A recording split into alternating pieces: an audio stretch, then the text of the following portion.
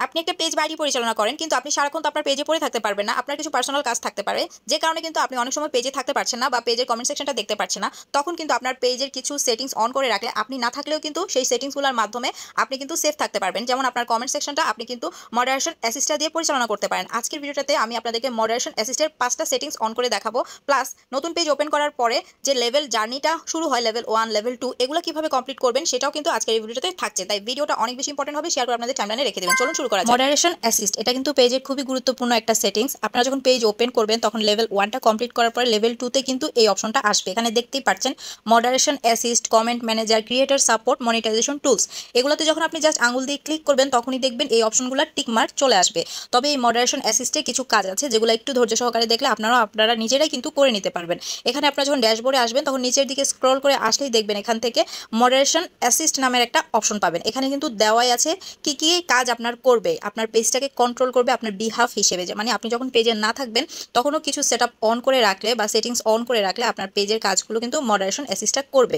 এখন এখানে লেটস গোতে ক্লিক করলে অ্যাড নিউতে আপনার ক্লিক করবেন, মানে অ্যাড অপশনে ক্লিক করলে দেখেন এখান থেকে অনেকগুলো অপশন আসবে। এখান থেকে কিন্তু আপনার 5টা অপশন অন করে রাখতে পারেন। আমি প্রথমেই লিঙ্ক ইন কমেন্ট, মানে আমার ভিডিওর কমেন্ট সেকশনে কেউ যাতে কোনো লিঙ্ক দিতে না পারে এর জন্য আমি এই অপশনটাকে অন করে রাখলাম। কেউ যদি কোনো লিঙ্ক দেয় সেটা কিন্তু হিডেন হয়ে থাকবে।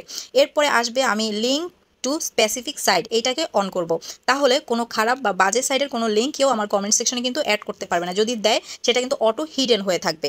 এছাড়া এখানে ইমেজ ইন কমেন্ট, তারপরে profanity in comments, video in comments, keywords in comments, এখান থেকে আপনি আপনার পছন্দ মতন আরও 3টা, মোট এখান থেকে আপনারা 5টা মডারেশন অ্যাসিস্ট আপনারা অ্যাড করে রাখতে পারেন। এটা কিন্তু আপনার পেজের জন্য অনেক বেশি সেফ থাকবে।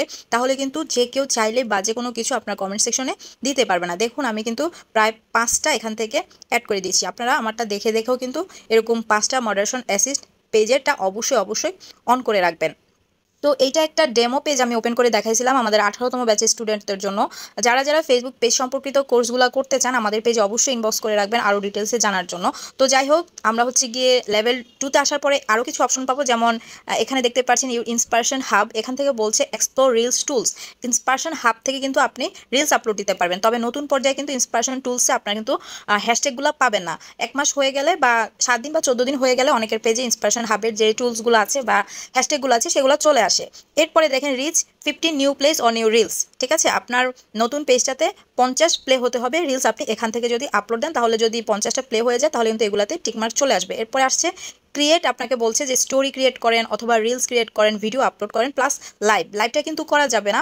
অবশ্যই আপনার পেজে 200 ফলোয়ার হইতে হবে। 2 মাস পরে যে আপনি হচ্ছে গিয়ে লাইভ করতে পারবেন। অনেকেই পেজ ওপেন করার পর ভয় পেয়ে যান মনিটাইজেশন টুলসটা দেখে, যে নট ইয়েট এলিজিবল কেন লেখা আসছে, তার মানে কি আমি মনিটাইজ পাবো না? দেখেন একটা পেজ ওপেন করার পর কিন্তু মিনিমাম 3 মাস সময় লাগে সেই পেজটা মনিটাইজেশনের জন্য এলিজিবল হওয়ার জন্য। মানে একটা ক্রাইটেরিয়া আছে, আপনি 3 মাস হওয়ার আগে সেই পেজে যতই কাজ করেন মনিটাইজ কিন্তু পাবে না। এরপরে দেখতেই পাচ্ছেন অ্যাচিভমেন্ট অপশন থেকে এক্সপ্লোরে ক্লিক করলে ক্রিয়েট রিলস নামক অপশন আসছে। এখান থেকে আপনাকে রিলস আপলোড করতে হবে। আপনি যখন নতুন পেজ ওপেন করবেন এই জায়গা থেকে সবসময় রিলস আপলোড দেওয়ার চেষ্টা করবেন, তাহলে আপনার রিলসগুলো ভাইরাল হওয়ার চান্স বেশি থাকবে। এছাড়াও কিভাবে সঠিক নিয়মে রিলস আপলোড দিবেন এরকম ভিডিও কিন্তু আমার এই পেজে আছে বা আমার ইউটিউব চ্যানেলও আছে। চাইলে আপনার আমার ইউটিউব চ্যানেল থেকেও কিন্তু ভিডিওটা দেখে আসতে পারেন। ভিডিওটা কেমন লাগলো অবশ্যই কমেন্ট করে জানাবেন।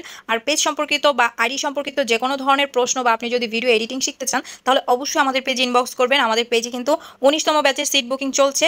কষ্ট করে ইনবক্স করলে আপনাদেরকে বিস্তারিত জানিয়ে দেওয়া হবে। যারা একদমই নতুন আছেন তারা অবশ্যই আমাদের কোর্সগুলো করে উপকৃত